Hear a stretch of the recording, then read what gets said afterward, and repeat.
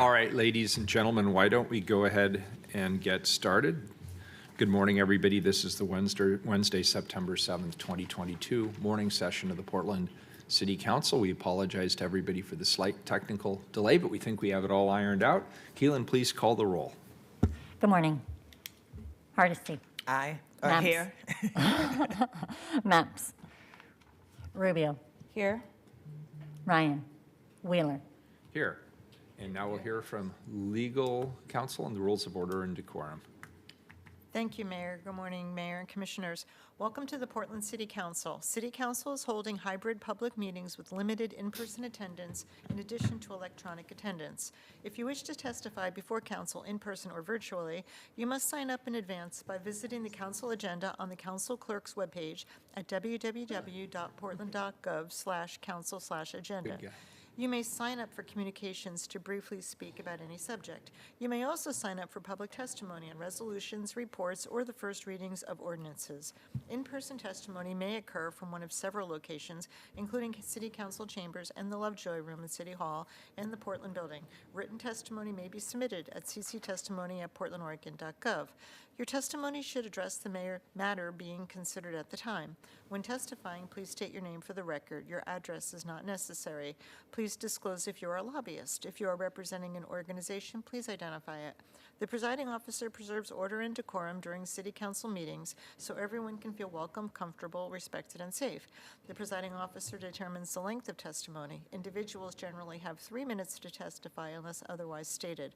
A timer will indicate when your time is done. Disruptive conduct such as shouting, refusing to conclude your testimony when your time is up, or interrupting others' testimony or council deliberations will not be allowed. If there are disruptions, a warning will be given that further disruption may result in the person being ejected for the remainder of the meeting. After being ejected, a person who fails to leave the meeting is subject to arrest for trespass. Additionally, council may take a short recess and reconvene virtually. Thank you. Thank you. First up is communications. First individual, please. Keelan, item number 743. Request of Karen Munford to address council regarding support for emergency greenway development at Southwest Troy Street and Southwest Canby Court. Good morning. Karen, are you muted? I can't hear her. Oh, I'm sorry. Karen, hang on.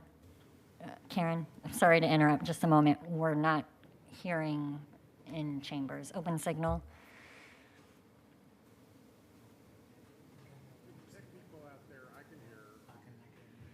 Yeah, Commissioner Maps, can you keep talking? We want to make sure we adjust the volume.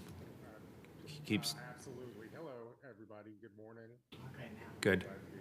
All right, good. Now we can hear you. Karen, do you want to try again and see if we can hear you? Right, I'll just continue. So I live on a... Karen, I'm sorry. Can you start over because we weren't able to hear the first part. So we'll give you 3 full minutes, but if you could just start from the beginning, we'd appreciate it. Thank you very much for your time. I know you have a lot on your plate. And so I just wanted to bring this one matter to your attention because it is a potential safety issue. And that is that I live on a local service street that was a proposed neighborhood greenway. And it was, in fact, it was the featured neighborhood greenway on Southwest in Motion's brochure. And it was for good reason. It's a very sensical neighborhood greenway. It's already a bikeway, a numbered urban trails way, a perfect connector between Barber Boulevard Transit and Multnomah Village. And it's unfortunately is also plagued with high traffic, upwards of 3,000 cars per day, a very fast traffic, even though it's supposed to be a slow street, safe street. And it's also has no sidewalks, which is understandable. Sidewalks are expensive. And, but it has, in some areas, no ravine, narrow passage, blind S-curves. It's just an accident waiting to happen. The street also happens to be the featured neighborhood greenway because it scores between 4 and 5 in equity. It has one of the highest equities of all the area.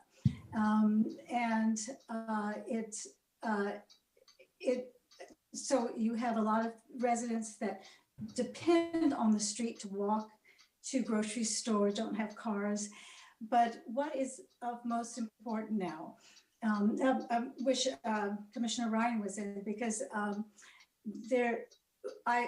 this street is 200 feet from the SRV, the Safe Rest Village. And we have frequent residents going up and down the street now. And I just see that as an accident waiting to happen. They go to the food bank in Multnomah Village or go to transit, and they're on the street. It's fast, aggressive drivers. The drivers have been noted to be very aggressive. Unfortunately, my proposed street has been moved to 2-3 years down the road, even though the richest neighborhood in town, Montgomery and Vista, was superseded my project. So may I continue, or? Karen, could you do me a favor just for my Yes. own edification? And I think I Yes. got the gist of it. But could you just summarize what it is you're asking the council to do? Thank you. I wasn't quite Yes, clear sorry, on and that. I was Thank you. going to do that. Thank you very much. So I'm asking for your help in possibly looking into moving this project forward, because it is a safety issue, and especially now that the SRV residents are in the area and they're using it, it's even more of a reason. Okay, to, now I get. Okay, great. Thanks. That's my just for being here. Already something on the proposal, and it's to be amended somehow, not necessarily as a neighborhood greenway, but because water rushes off the street and floods out my basement and yard. And so it's proposed to have something done in a couple more years. But now we have the element of the SRV residents, and that makes it even more of a dangerous situation. Okay, yeah, and I and got more that. of an Thank you. emergency measure. Awesome. Thank you. Yeah, thanks, Karen. We appreciate it. Thanks for bringing that to our attention. And the drainage issue, also I can understand why that's frustrating. Next individual, please key in item 744. Request of Robert Butler to address council regarding safety on Southeast Division Street. Good morning. I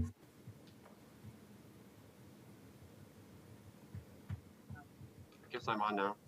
I'm Robert Butler, resident of City of Portland, not a lobbyist. So you know how my speech starts.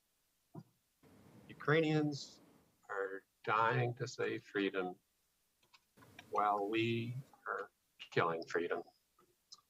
So the title to my talk probably could be PBOT effectively stands for the Portland Bureaucracy of Oppressive Transportation Department.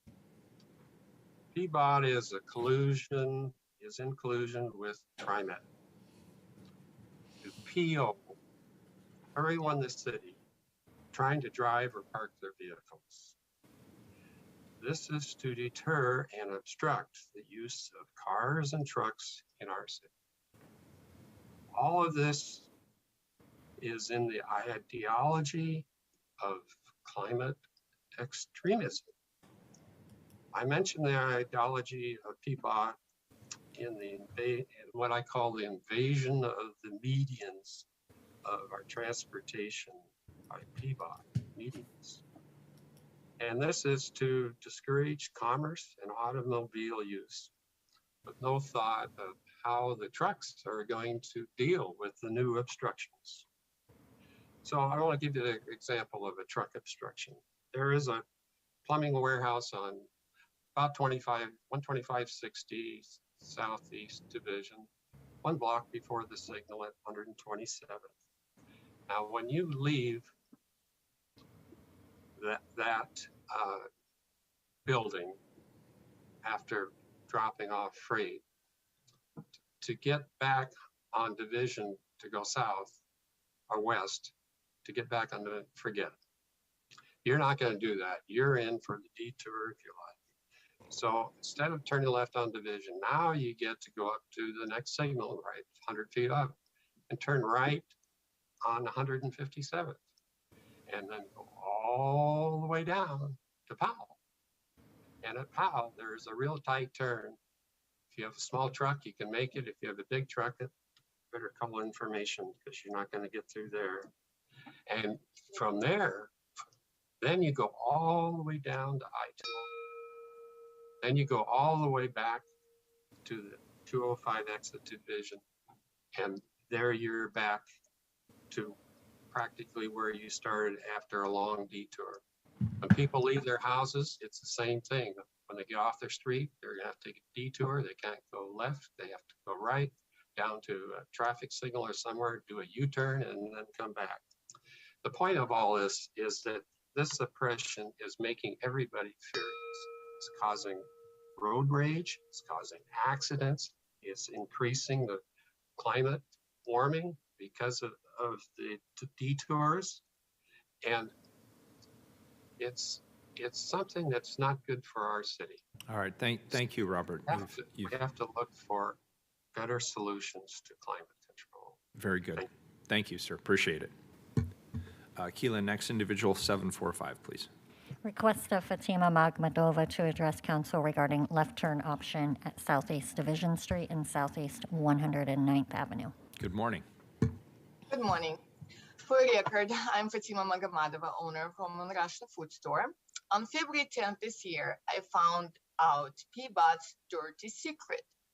Raymore construction workers told me the details about replacing existing safety lane with concrete barrier median in the front of our store.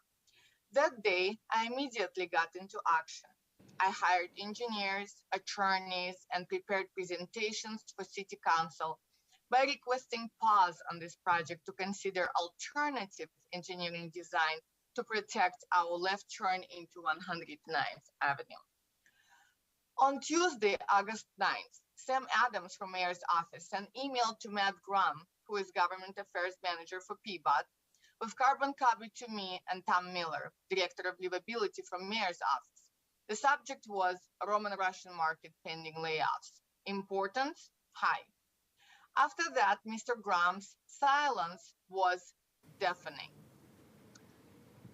On August 24th, I stood outside with my employees watching in horror the pouring of the 100-foot-long concrete median. Also to my horror was seeing the lie that PBOT made that the median was to be poured in segments. Further was the lie that the segments will be on pins to facilitate future removal segment by segment as justified. Today, we have 100-foot-long median blocking our store from our customers. Customers who are minorities, immigrants, and majority of them do not speak English. They lost their parking ability. They are blocked from turning left. Instead, they have to detour 4 blocks to a more dangerous and narrow U-turn. What does all of this mean to our Slavic community? It means that our voices are not important nor heard.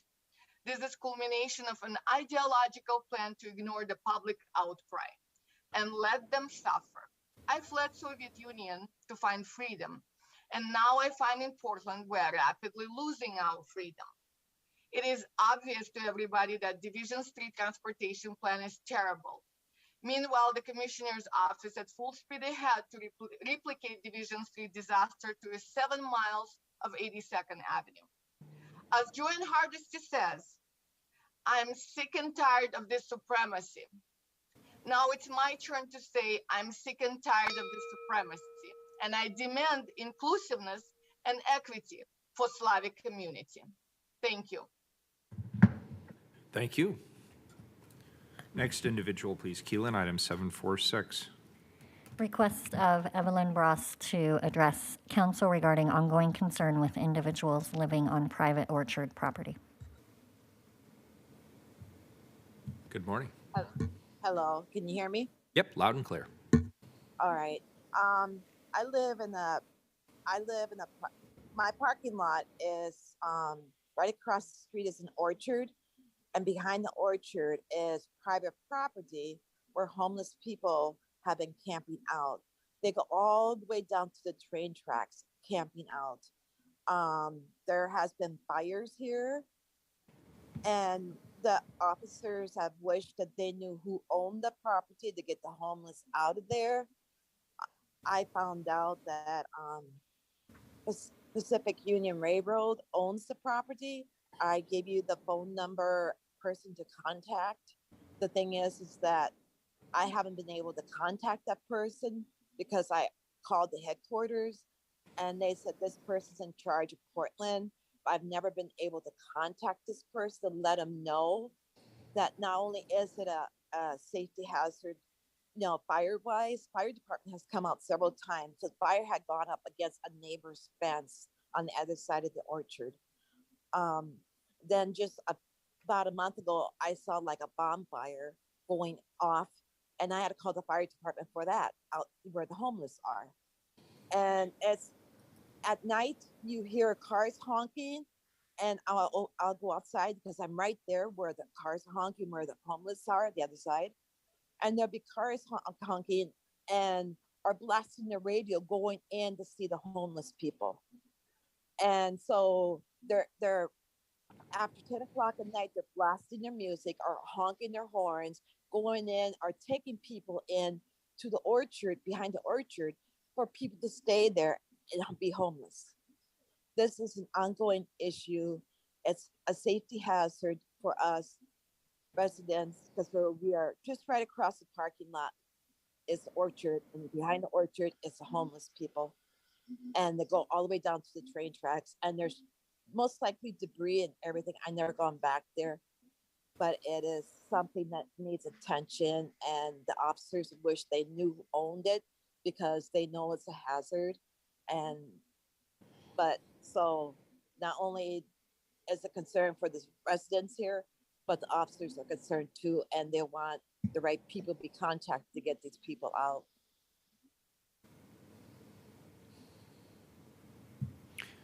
Evelyn, thank you. And I'll, in my check-in with the police chief, I'll ask about this issue. I haven't been, it hasn't been brought to my attention up to this point, but as the officer indicated, our ability to go onto private property is very limited. But obviously the manifestations of the problem are pouring off into the public right-of-way, so I'll discuss it with the chief, and I appreciate your presence today. All right, thanks. Thank you. Next individual, please keel in item 747. Request of Michael Trimble to address council regarding constituent outreach to Commissioner's office. Hi, Michael. Oh, hello. Thank you so much for having me. Can you guys hear me? Yeah, loud and clear, and we can see you as well. Okay, perfect. Okay, this is addressed to Commissioner Hardesty. Had you responded or even read the multiple emails and calls I left to re-election campaign, including the many social media posts I tagged you in, you'd know that I ran for governor, and like you, I lost. I placed 5th out of the 15 candidates that ran in the Democratic gubernatorial primary. I was the only candidate who was talking about tackling the unaffordable housing crisis, which has devastated so many of us renters, myself included. I appreciate your pro-tenant advocacy, but you make it very difficult to vote for you when you ignore interest and correspondence from a potential voter like myself. Unlike you, I did not have a re-election campaign staff or public office staff, but despite this disadvantage, I responded to every email, phone call, and social media tag and mention, all while working full time. Not all of us, like Tina Kotek or Betsy Johnson. Keelan, can you figure out what's going on there? Michael, can you hear me? Ellison did receive likes from him. I don't know if it was from him personally or somebody from his staff, but somebody in the Gonzalez world took the time to actually read my social media post that he was tagged in, something you didn't do and still don't do. I agree with you more politically than I do with Gonzalez, but at this point, your refusal and insistence on ignoring voters like me who who want to vote for you is securing Gonzalez's election. Let's not forget, Commissioner, that more people voted against you in your primary, myself included, than for you. You cannot afford to alienate a single voter in the general election. We are told that the way we hold our elected officials accountable is by reaching out to them. But when an elected official refuses to even acknowledge said constituent, then the only choice left is to vote against his own interests by voting for that elected official's opponent. Are you really going to make me do this, Commissioner Hardesty? I want to vote for you, but you're making it very hard. If I could take the time to respond to all of the feedback I got, I even responded to Republican voters who I knew would never vote for me. But if somebody takes the time to reach out to me, I think it's appropriate to respond to them. And I really want to vote for you. I appreciate all of the things you've done. But again, I can't vote for somebody who doesn't respond to constituent correspondence. Commissioner Hardesty. Michael, I really appreciate you being here today. Let me be really clear. I have actually prided my office on having the best constituent response in the 3+ years I've been here. You may know that my constituent relations person had the opportunity after 3 years to get another job, and I supported her in that effort. And in fact, we are in the process now. We had a new position available. We had 50 applicants, I'm happy to say, so clearly people want to work in my office. And I am this week actually interviewing the final candidates. And Michael, let me say, as much as I would love to personally respond to every constituent issue, it would be absolutely impossible for any individual to do so with the magnitude of constituent correspondence that I receive. But again, I will end where I started, which is I have a proud record of being very responsive to the community I serve, which is why I believe they will continue to support my efforts while I'm in this seat. Again, thanks for being here today. My apologies that you weren't responded to as quickly as you had thought you should have been. But again, you know, there are a lot of people who are looking for a lot of responses. And again, thank you for being here today. Well, thank you. And the main reason I was reaching out to you, campaign, was I thought we could hold some events together because, again, you're pro-tenant advocacy, as am I, and I really thought we could be some power horses, no pun intended. But thank you for your response, Commissioner. I really appreciate it. You're very welcome. And again, thank you for your effort and thank you for still believing democracy is possible. Absolutely. Thank you, Michael. All right, so that completes communications. Which items have been pulled from the consent agenda, please? 2 items have been pulled, 750 and 752. And 752. And for the record, could you read 750, please? Accept bid of OpConnect Inc. for the charging as a service project for $3,492,600. Very good. And there is interest in having a public discussion. Director Taylor is not available today, so what I'd like to do is pull that item and move it to next week's consent, or well, let's move it to the regular agenda for next week if we could do that. Okay. Great. Any objection to that? Seeing none. We'll do that for 750. Please call the roll on item 751. Hardesty, Aye. Maps, Aye. Rubio, Aye. Wheeler. Aye. The ordinance is adopted, and 752 will take up at the end of the regular agenda. With that, we'll go to the time certain agenda, please. Item number 748. Authorize applications to the U.S. Department of Transportation for 3 grants not to exceed $47 million to provide critical transportation improvements. Commissioner Hardesty. I am thrilled today to present to council this agenda item.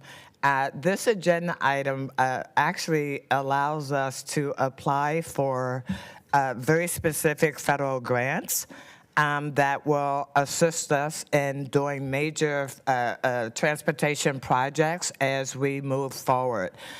We have an excellent panel of presenters that will present to us today. Not sure if I'm turning it over to Mark first, which he's giving me a thumbs up, I am.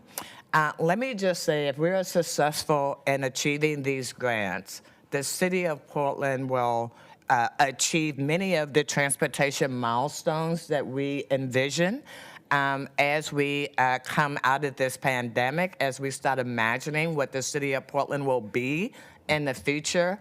And so without further ado, I'm going to turn it over to Mark. I'm going to let the panel speak, and I look forward to us answering any questions that my colleagues may have as we move forward. Mark, take it away.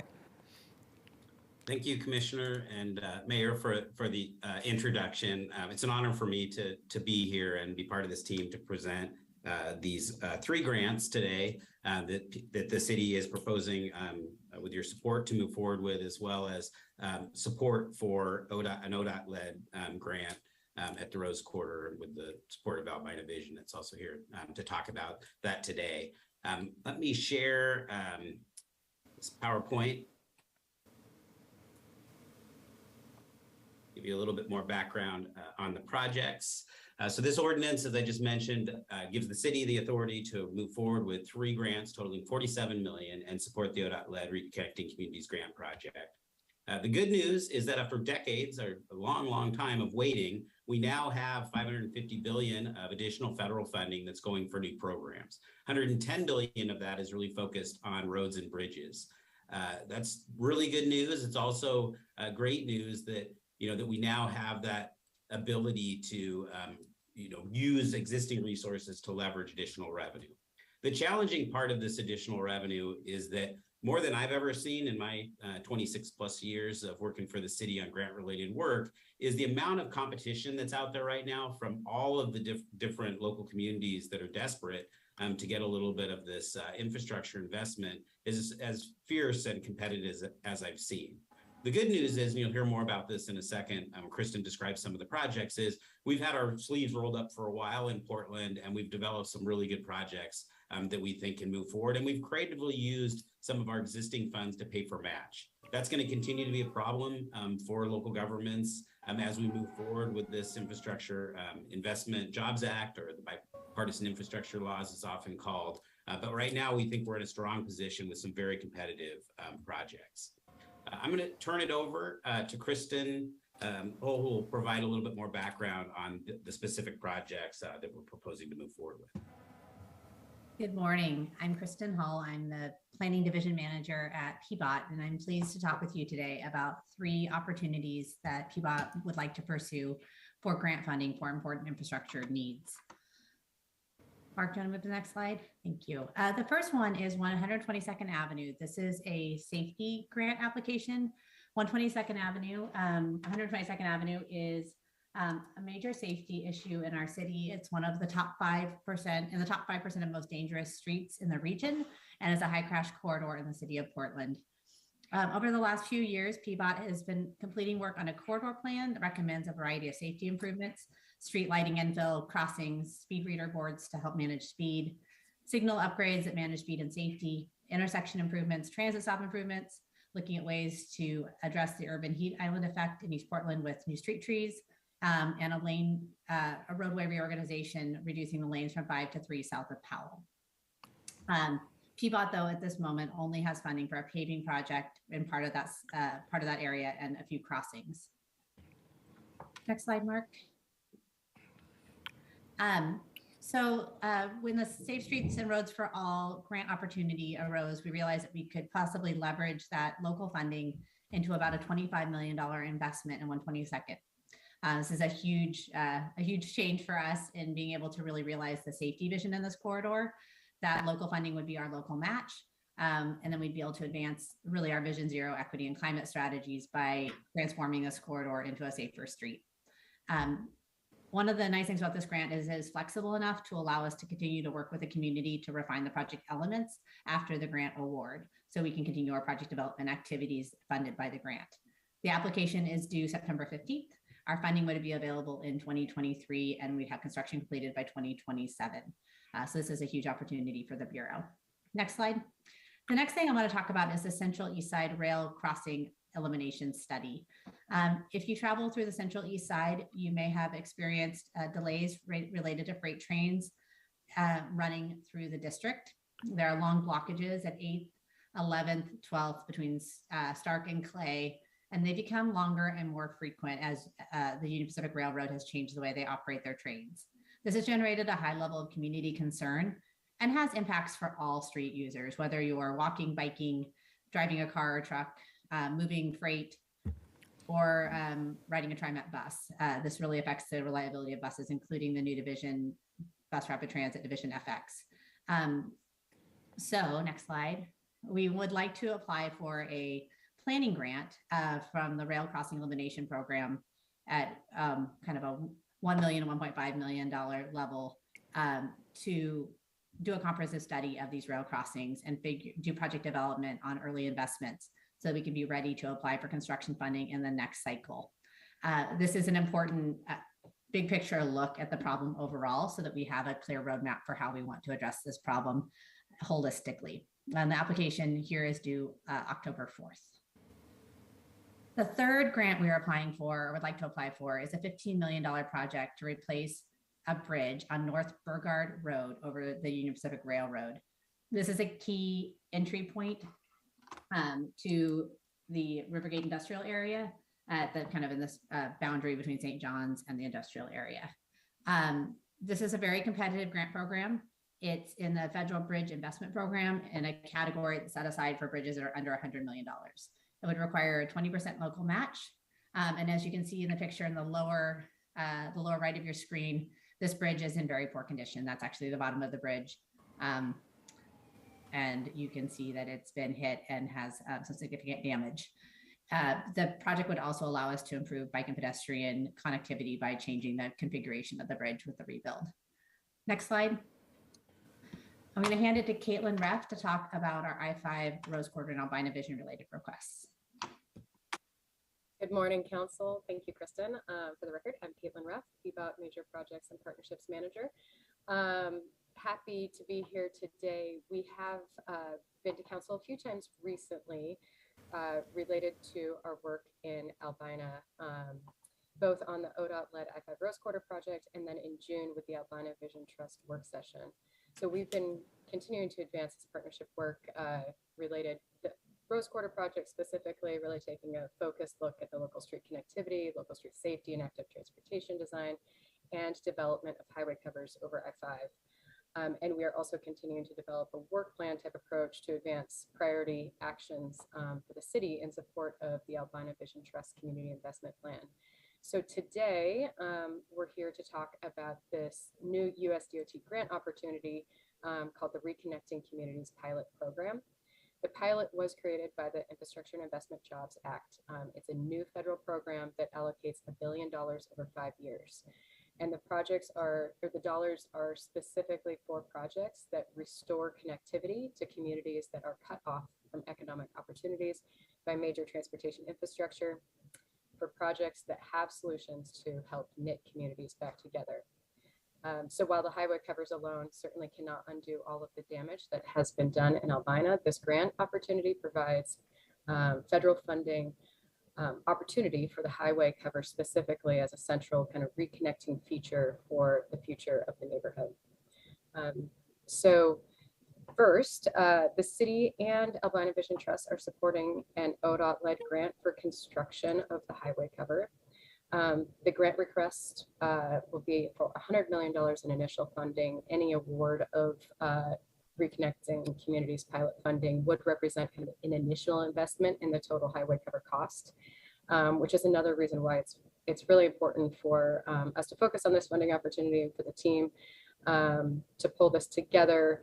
And that scoring well in the Reconnecting Communities pilot program also gives higher level prioritization for future other federal funding opportunities. And then next slide, we are also working with the Albina Vision Trust on developing a planning grant that could help advance some of the core city planning activities in partnership with community to really identify the next steps and more place-based strategies that would leverage the newly connected local streets and new land that will be created by constructing the highway covers. So the planning grant is the total allocation is 50 million. It will likely be more in the range of $1 million. We are continuing to work on this. And so this is just kind of a quick introduction. We will actually be returning to council with Alpina Vision Trust prior to the submittal deadline of October 15th. That is my final slide.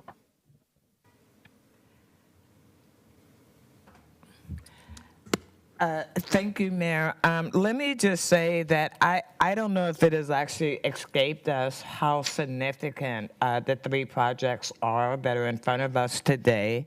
The fact that we would be able to actually make 122nd Avenue a safe street would be a huge improvement for the community, those who live, work, and worship in that area. And let me just say that if you'd have told me a year and a half ago that we would be here in partnership with ODOT, Alpina Vision Trust, and PBOT, I would have told you that you were out of your mind.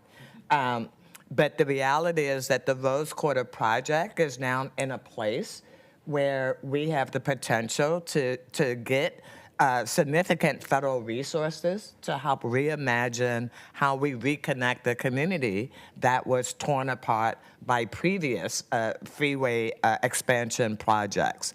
I don't want us to miss that this is huge, and if we get just a piece of what we're after, we're going to be on the road towards really making a difference that will be climate resilient, that will be multimodal, and that will benefit the people who live, worship, and work in the city today. So I just couldn't be prouder of the work that PBOT has done to get us to this point. And we are happy to answer any questions that you may have on this project. I'll turn it back to you, Mayor. Great, thank you. And I concur, Commissioner. I think this is great work on behalf of the city, and I'm grateful that we're at this point where we are. I did have a couple of questions. The first is sort of a process one. I assume that these projects have all been identified through JPACT as regional projects of significance, and so we not only have the seal of approval from the city and those of us here on this council, but we have the region's support for this as well. That's correct, is it not, Commissioner? That is absolutely correct, Mayor. Very good. And my second is more of just a historical question, and that is regarding the railroad overpass. That is the one that was struck by an oil train some number of years ago. And I'm curious to know, I was actually surprised that we're still in the process of trying to fix that. Why hasn't the railroad paid for it? I'm going to turn it over to you, Mark. Let me just say that we're still in negotiations with the federal government about their liability and responsibility to make that happen. Is that an accurate response, Mark? Yeah, Commissioner, I think that is an accurate response. I can follow up too for some additional information, but the last I've heard that, we're still in those negotiations. So. What's trying to solve the problem? What's to negotiate? I mean, the overpass had been there for decades. It had been successfully navigated by every other oil train that went under the overpass. Is it their contention that it suddenly moved and jumped in front of their train? What happened? And Mr. Mayor, if I could also, Mark, could you clarify who are you negotiating with? Are you negotiating with the feds or are you negotiating with the railroad? I don't want to act like I'm the person that's in these negotiations, but I have been party to some of these conversations in the past.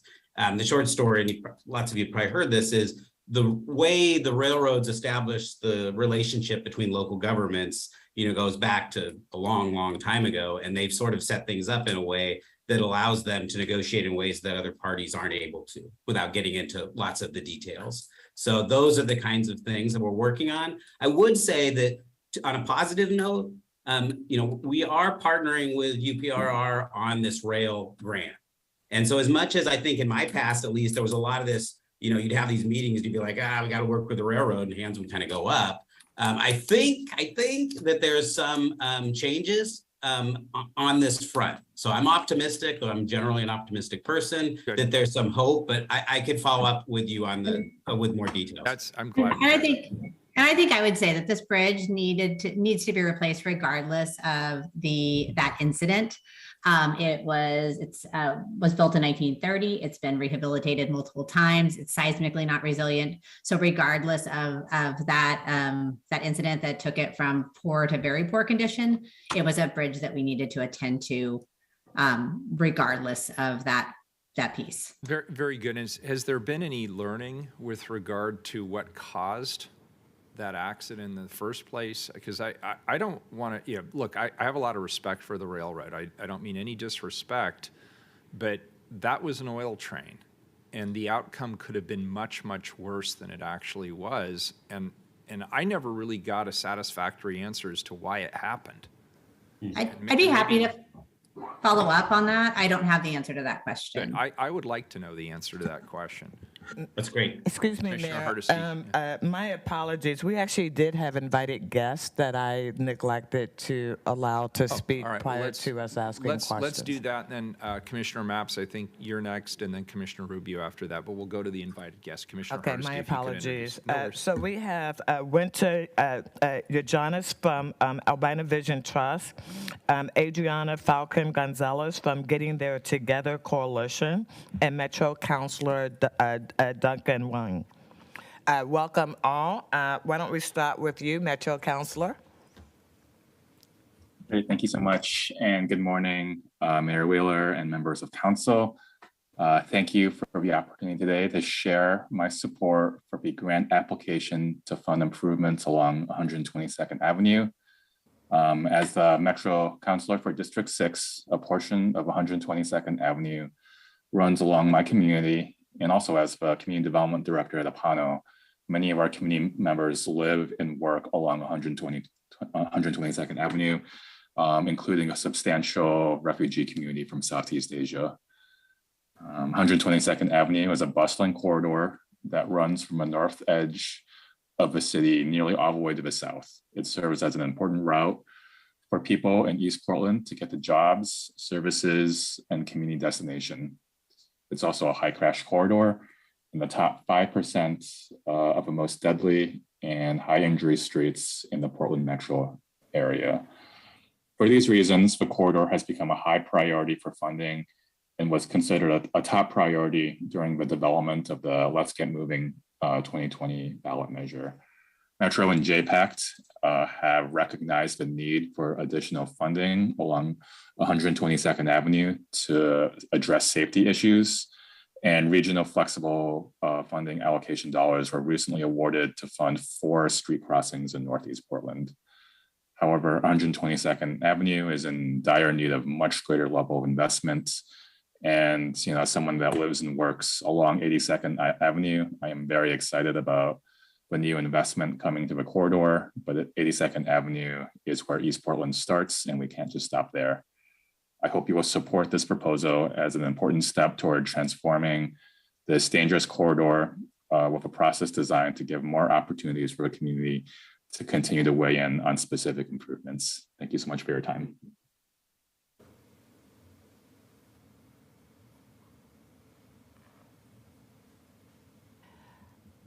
Next, Winter. Thank you. Good morning, Mayor and members of council. My name is Wente Johannes, and I have the privilege of serving as the Executive Director of the Albina Vision Trust. I'm here to offer really brief comments in support of the applications to the U.S. Department of Transportation, and in particular would like to highlight the portion that relates to the Reconnecting Communities Grants Program. As you heard from Caitlin, we will be back to talk more about the planning grant that we will submit together. But today, just want to provide a little bit of context and reaffirm that the city's support over the last 5 years to make sure that together with partners, we ensure that the I-5 Rose Quarter Improvement Project addresses both the physical and financial scars caused by the freeway has left us actually in a really strong position today. Our collective efforts preceded federal recognition and the existence of federal funds specifically targeted towards addressing the harmful legacy of 20th century urban freeways in diverse neighborhoods. But because we committed as a region to doing the right thing proactively, we are now positioned to be really competitive nationally to take advantage of this historic and reparative opportunity. As you heard in some of the testimony during the IGA, when the IGA came to council, the construction of the freeway covers alone will not meet the objectives we've set forward, but it is a really critical important, which is why we are supporting both the construction grant to build the freeway covers and then the planning grant to make sure that what happens afterwards meets the objectives of the community and the vision for Lower Albina. So we'll be back later in the month to share more about the planning grant, but thank you as always for your steadfast support.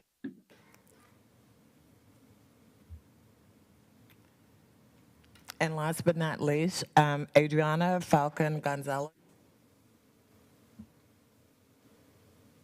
Good morning, Mayor and members of council. Thank you for having me. My name is Ariana Falcon Gonzalez, and I'm the Getting There Together Coalition Manager, known as GTT.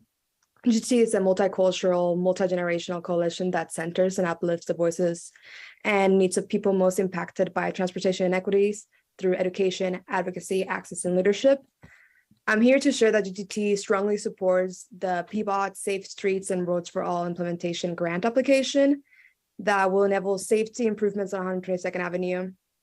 Currently, high travel speeds, a mix of transportation modes, and auto-oriented design on this wide arterial street contribute to traffic safety issues that disproportionately impact road users. The street is one of the busiest and most important corridors in East Portland, over 6 miles in length. 122nd Avenue serves as a critical backbone for many neighborhood centers. It provides important travel connections to essential jobs, services, and other community destinations. Additionally, many disadvantaged communities live and work nearby, as the street intersects one of the most racially and ethnically diverse areas in the city and the state. 122nd is designated as a high crash corridor for pedestrians and people biking or driving. Many intersections also have high crash rates, substandard infrastructure for non-auto modes like narrow bike lanes that conflict with turn lanes at major signalized intersections, narrow and substandard sidewalks, and pedestrian crossings that are too far apart creates a difficult and stressful environment for people walking, biking, rolling, or accessing public transit. And specifically, we see that many transit stops do not have benches or other amenities, which makes 122nd less usable and functional. It is crucial to invest in improving stops to attract more people to utilize public transit. In addition to the maintenance and upkeep of stops, the trips to set spaces must feel comfortable for pedestrians. 122nd is less attractive to people using it because there's limited vegetation and trees. Moreover, the lack of shade is worsened by the size of the pedestrian boundaries. For example, the average distance between pedestrian crossing improvements like signals or pedestrian islands on 122nd is 935 feet, about 4 blocks, and it sustains a car center and hostile environment. Between 2015 and 2021, 16 people lost their lives to transportation violence on 122nd. 6 were pedestrians, 1 person was biking, and 9 were people driving. 122nd must provide safety and convenience to the diverse population that it serves. GTT fully supports the proposed safety improvements that will improve conditions for pedestrians and people biking and taking the bus, and that will reduce high vehicle speeds. The improvements will help to address the current issues on 122nd Avenue and increase safety for all modes, especially vulnerable road users in a high equity area of Portland. For these reasons, I ask that you approve this application. Thank you so much for your time. That concludes invited testimony, Mayor. Very good. Thanks for all of you for showing up and testifying today. We certainly appreciate that. We know everybody's busy, but these are important projects, so thanks for your great work. Commissioner Mapps, you first, then Commissioner Rubio. Okay, thank you. I think technically Rubio might be in front of me, but as long as I'm unmuted, I can go. And thanks, Commissioner Rubio, for letting me sneak in front of you. I just have 2 questions. Let me start out my comments by saying I support all these projects. Glad to see us apply for these grants. And let me start with the Central East Side Railroad study. Like probably every Portlander, I have gotten stuck behind trains there often. It would be excited to see a solution emerge. I'm also trying to imagine what a solution would even look like. I don't know if there's anyone here who can give us a sense of what the possibilities might look like. I certainly have spent hours pondering how to make this go away. I don't know if Mark or Caitlin, who might be in a position to comment on that, or if it's just too early. Commissioner Mapps, it's really too early. It's why we want to do the study. There have been various schemes to grade separate the crossings that are closer to Brooklyn Yard at 8th and 12th over the years. The series of crossings through the core of the Central East Side are really hard, and we need to really think. The reason we're not applying for construction money for the crossings where we might have better defined plans already is because we want to think about it in the context of the whole stretch and really understand how UP's operations will change over time, how their train links are changing, how those delays affect our system, and then come up with the best plans we can, because it is a complex knot to untie. So I wouldn't want to presuppose the outcomes of the study, but there are some grade separation ideas.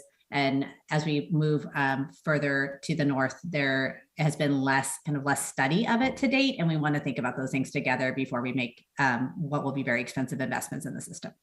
Great, thank you. Second and last question. It would be helpful if you could pull up the slide from your presentation, which deals with deaths and injuries on 122nd. Is it easy to get to that slide?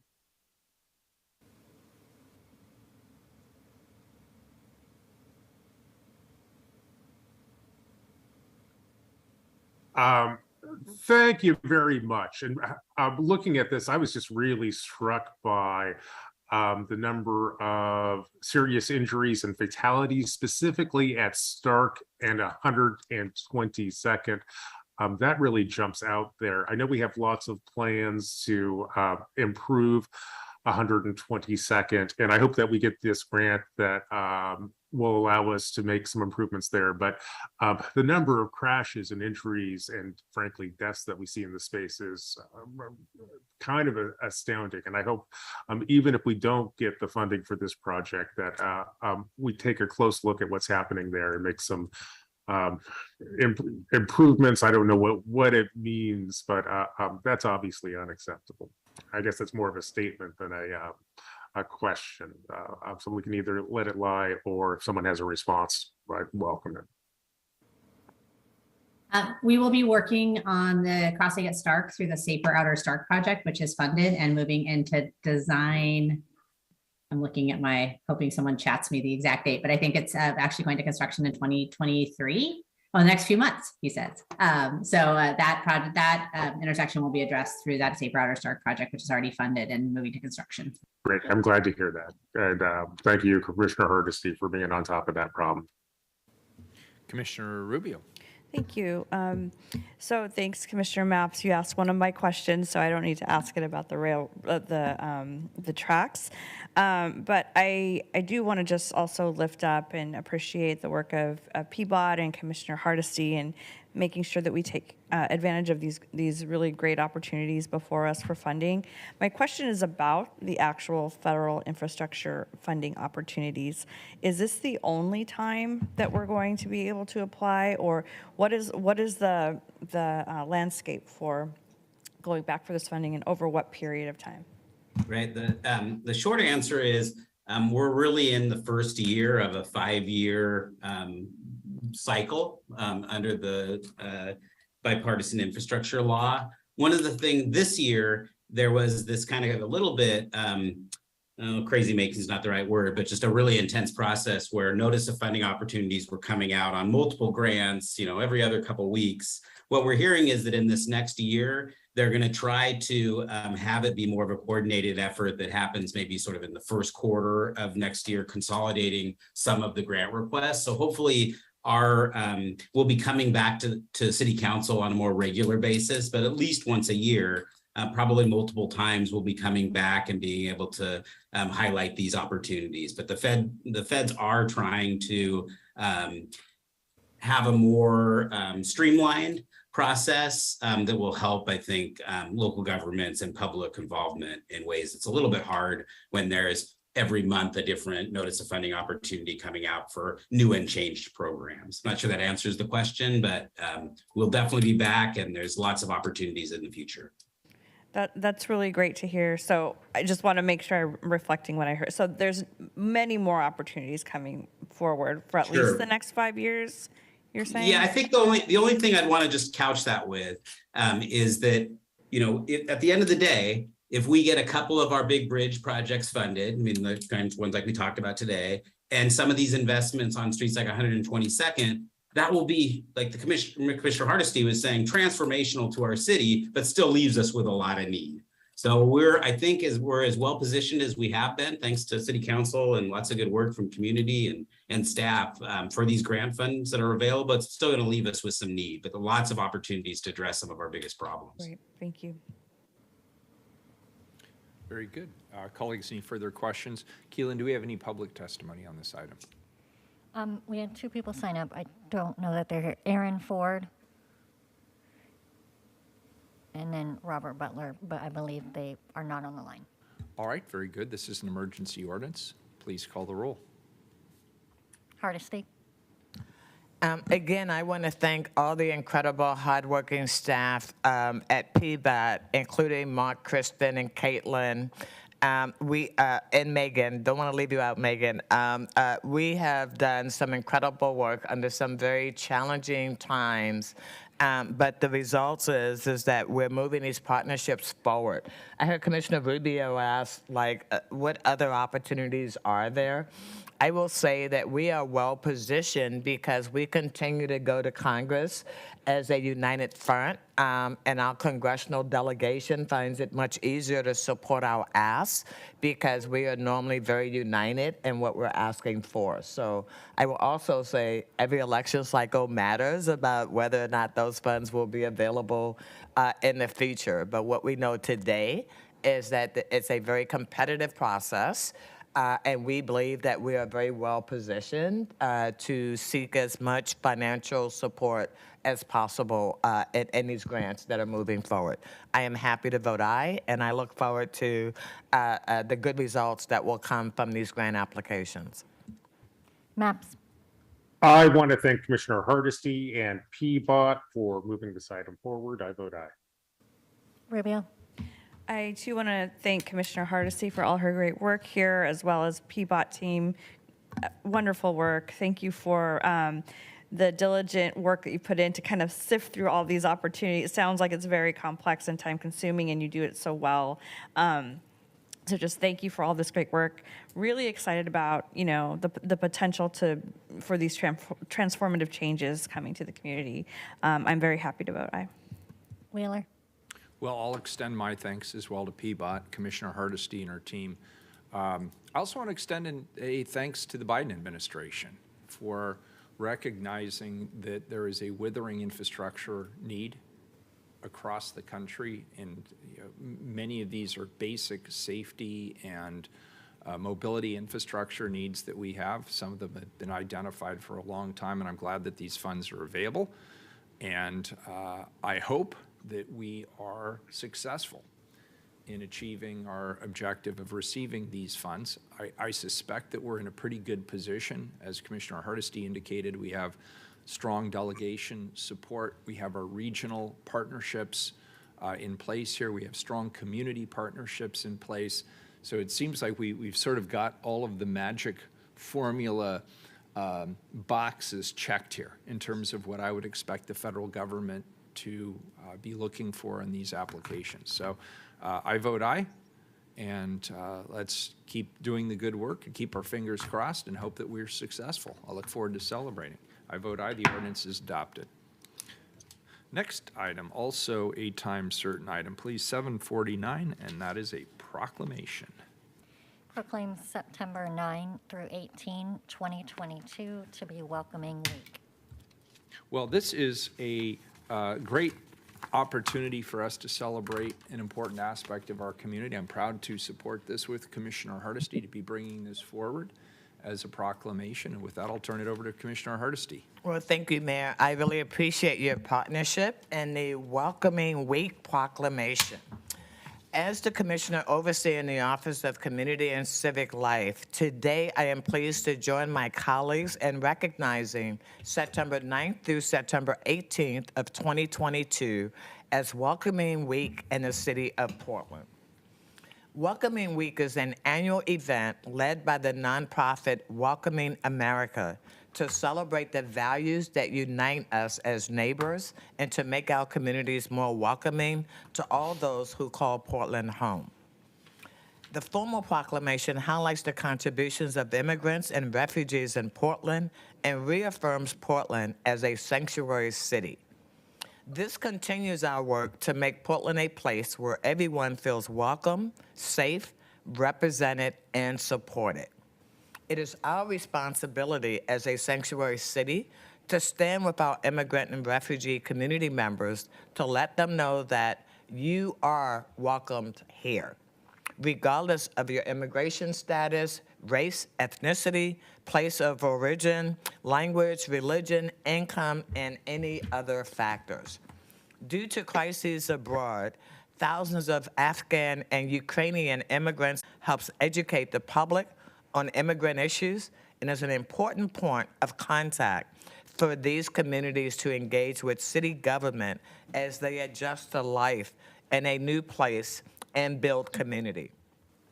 The program and its advisory committee, the New Portlanders Policy Commission, also brings immigrant and refugee voices to the table and partners with Portland's communities to help create equitable services, resources, and policies in the city of Portland.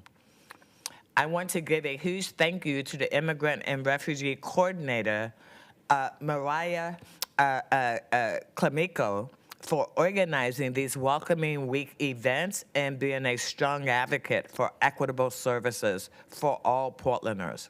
I also want to thank partners like the Immigrant and Refugee Community Organization, Catholic Charities, Lutheran Community Services, and Ecumenical Ministries for the important work they do in our communities every day. Thanks for joining us to celebrate, educate, and build a stronger community at Welcoming Week.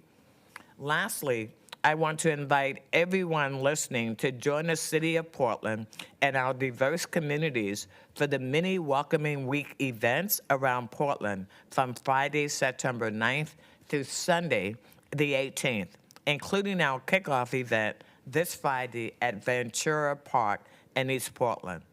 All are welcomed in the City of Portland. Thank you, Mayor. Thank you. And we have some guest speakers to hear this morning. Mia Sabanovich from the New Portlanders Policy Commission. Good morning.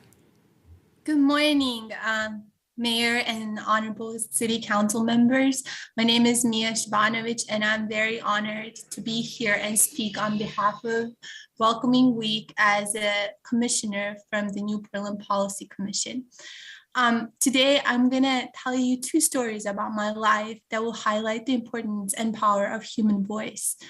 I was 11 and it was a long summer night filled with bright stars that illuminated our front and backyard and almost made one forget that we had no power and the water was extremely scarce.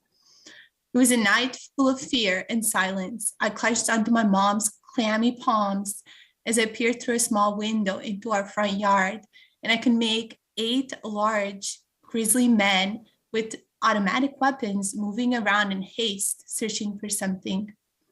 I raised my gaze to meet with my mom's, and then she said it. Don't speak, hide. If they hear your voice, they'll kill you, or worse. A voiceless 11-year-old Bosnian girl survived genocide toward Bosnia through traumatic escape into the United States of America. And then I was 12 and excited to start middle school. Everything had been so new and different, foreign and unknown. And as I settled back into my class, I tried to sit in the back and tried to avoid any eye contact as I didn't know all the English words. A boy much smaller in size than me and sweet smelling, almost like warm maple syrup, asked me for something. I couldn't figure out what he wanted and I panicked. So you can't speak? Therefore you don't know? Are you stupid or something? I quickly learned English words to have a voice, to use it in my defense. What I'm asking City Council to do today is stop speaking for so-called voiceless and start working alongside of them. Make space for them and make sure their voices are heard and welcome. Give space by pulling a chair during our city budgeting efforts, our capital design and planning efforts to ensure that all Portlanders, especially new Portlanders and refugee communities, have a voice. A promise of voice was given to New Portlanders community through an ordinance 187805. New Portland Policy Commission was created with intention to integrate immigrant and refugee community voices into the City of Portland policies and decision-making. A group of 25 powerful, passionate, diverse community leaders that are immigrants and refugees that live, work, play, and pray in the City of Portland have found themselves voiceless when it comes to their ability to integrate immigrant and refugee community needs into the City of Portland policy and decision-making. We can do better. We can all engage and create space for each other. I urge the City Council to leverage the wealth of NPPC to make space, to make voices louder, so we can succeed together. Thank you so much. Thank you, Maya. We appreciate it. And next, we're going to hear from Harold Adiambo, who is a community advocate. Good morning, Harold. Hey, good morning, Mayor Ted Wheeler. Thank you so much, and commissioners. Thank you for giving me this opportunity for getting to talk to you today. I do represent also, just as Mia talked about, a lot of the communities. I represent a lot of the African and immigrant communities. So, and again, once again, I'd like to say thanks, for having this welcoming week. The thing that I would like to say is, I think something like this welcoming week, this is something that should have happened maybe even 50 years ago, because the immigrants and the refugees have not just been here for the last 2 years. So they've been here for the longest time ever. So, but, getting to honor and have this is something that I would say is a very good step forward as we get to move along. As you get to hear Mia's stories. So I get to put on many different hats within the community and many other different things with a lot of different organizations. But the other thing that I would like to tell you is a lot of things that I've gotten to see over time. One of the things that I also get to do, I'm also a state registered interpreter. So I get to see a lot of different things that the immigrants face, especially those ones who don't get to speak English. So when you get to hear the horrendous stories of things they talk about, whatever they've gotten to pass through, and, just making sure that having the immigrants have support, I think is one big thing. And, giving for the City of Portland, giving this opportunity, I think is something that is good, and it would be steps towards getting to make sure that the immigrants and refugees are recognized for a lot of the things that they get to do. One thing that when I get to hear a lot of things that the City of Portland does, it would be my hope that one of these fine days that we can even have a center that is predominantly, dedicated to the immigrants and refugees, so that they can also be able to get to, showcase their culture. These are things that people don't know, people don't understand, because there are so many things when people get to do things and all that, people don't understand this, who's this man with such a long name and that you cannot be able to get to pronounce and all that. But getting to know and understand the immigrants, getting to know and understand their culture, where they can be able to get to showcase, to prove to you and let you know that, when they come here, they come with many different things that they can offer, and they come with many different aspects of things that you can also be able to learn and understand. And so getting to have this partnership and getting to have this going on, I would say it's a step in the right directions. And definitely for me, what I would say is, I would thank you so much for giving us this opportunity. And we look forward into working in a lot of collaboration with you. Thank you so much. Thank you. Thank you for being here. We'll now move into council remarks. Commissioner Mapps. Thank you, Mr. Mayor. Colleagues, I'm delighted to join you in declaring September 9th through September 18th to be Welcoming Week here in Portland. I'd also like to thank Commissioner Hardesty for bringing this item forward. I also want to thank Mia for sharing her powerful story. I also appreciate Harold for being here today and his advocacy on behalf of Portland's immigrant community.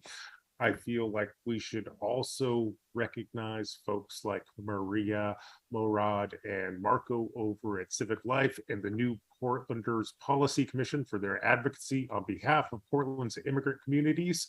And I also want to share a personal note.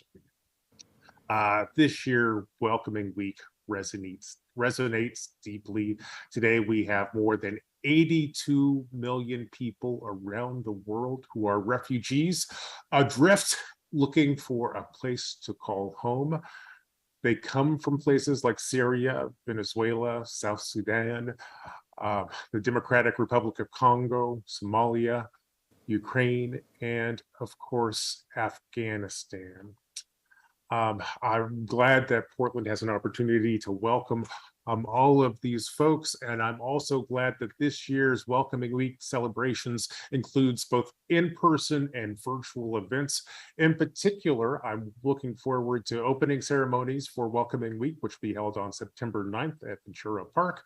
I'm also excited for Citizenship Day on September 16th at PCC's Cascade campus. I also would be remiss if I didn't put a plug in for one of my favorite Portland events of the year, the Festival of Nations Street Fair on September 17th. That'll be at 146th and Division. Of course, you will not want to miss Multicultural Children's Festival, which will be held on September 18th at Ventura Park. And of course, we are also looking forward to the return of My People's Market on September 17th and 18th at the OMSI parking lot. I encourage all Portlanders to participate in these events, and I urge every Portlander to join me in making Portland a community that welcomes all. Thank you. Thank you, Commissioner Rubio. Thank you. I want to thank all our community and employee leaders and folks from the New Portlanders Policy Commission for being a critical part of our city's advocacy voice on behalf of immigrants and refugees. And since I've been here at the city, this week has become special to me because it reminds me too of my family's immigrant experience in Oregon and the incredibly important role that welcoming community makes. It can literally be a significant quality of life and feeling of safety difference. And I think about how determined my parents and my grandparents, all my uncles and aunts, were to ensure that their children had opportunities that they didn't, and how much love and sacrifice that takes for immigrant communities who choose this path for their own families. So I'm very appreciative of the stories that we've heard. I'm appreciative of all the stories that are like these. And I want to recognize also the hardship that immigrants and refugees have faced and continue to face, like the recent Texas action that further targets asylum seekers. So, we need to reject these actions, but more than that, we need to operate within a new paradigm of radical inclusion, and also one that has the presence of justice in our city as well. And this means ensuring that all our immigrant and refugee communities are engaged in decision-making that impacts their lives. And that's why this commission and our employees and our community leaders are so important, as is the work that they do every single day. And I agree with Mia's words that we can do better and we will do better. And we owe this to all the families who are still sacrificing for a better life and better opportunities, like my grandparents and parents did as well. So thank you, Commissioner Hardesty. Thank you, Civic Life, and thank you thank you, New Portlanders Policy Commission, for your great work and your deep dedication to our community. Thank you, Commissioner Rubio. Before I read the proclamation, I want to thank the Office of Community and Civic Life, especially Maria Clemenco and Marco Mejia with the Immigrant and Refugee Program for drafting this proclamation. I also want to thank the Office of Equity and Human Rights for their consultation during this process. And finally, I want to thank Welcoming America and the dozens of community leaders, activists, artists, performers, and volunteers who will be participating in the many events over the course of Welcoming Week. And now I'll read a proclamation on behalf of the Portland City Council. Whereas the City of Portland recognizes immigrants and refugees contribute to a culturally vibrant, prosperous, and multicultural community. And whereas, regardless of where we're born or how we identify, we are Portlanders and our lives are interdependent. By fostering a welcoming environment for all, regardless of immigration status, race, ethnicity, place of origin, English language proficiency, religion, income, gender, sexual orientation, differing abilities, age, and other factors, we enhance Portland's health, economic prosperity, and well-being for current and future generations. And whereas on June 17th, 2020, all City of Portland commissioners voted to approve a resolution that created a strict no-tolerance policy for racism, discrimination, and bias in the workplace, and continues to encourage all city employees and services to operate with the values of anti-racism, equity, collaboration, communication, fiscal responsibility, and transparency. And whereas Portland's spirit of unity, safety, and belonging begins with us, and we must continue to act like a sanctuary city where everyone feels valued and safe. And whereas all Portlanders and Portland institutions must commit to helping immigrant and refugee communities beyond this proclamation and make Portland a welcoming place for all. And whereas in the last year, the City of Portland has received several thousand Afghan and Ukrainian parolees and will continue to see our refugee, asylum seeker, and other immigration communities continue to grow. And whereas Portland is a member of Welcoming America, a national nonprofit and a network of local governments and nonprofits around the nation and the world to pledge to become a welcoming place for new and long-term residents alike. And whereas the City of Portland is once again leading the way by hosting Welcoming Week for the second year with the theme, Where We Belong. Now, therefore, I, Ted Wheeler, Mayor of the City of Portland, Oregon, the City of Roses, do hereby proclaim September 9th, 2022 through September 18th, 2022 to be Welcoming Week in Portland, and do further declare the City of Portland, Oregon to be a community that welcomes all. Thank you.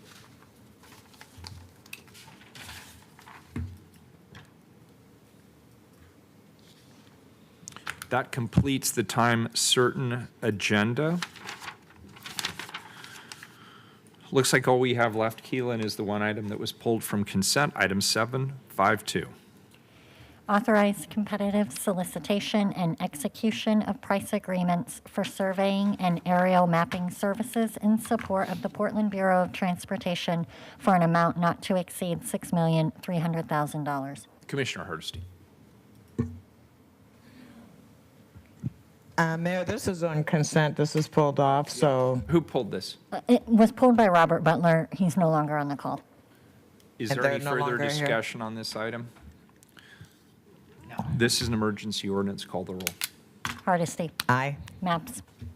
I want to thank Commissioner Hardesty for sponsoring this. I'll point out that this not only benefits PBOT, BES, and I believe Parks also participates in this important mapping program.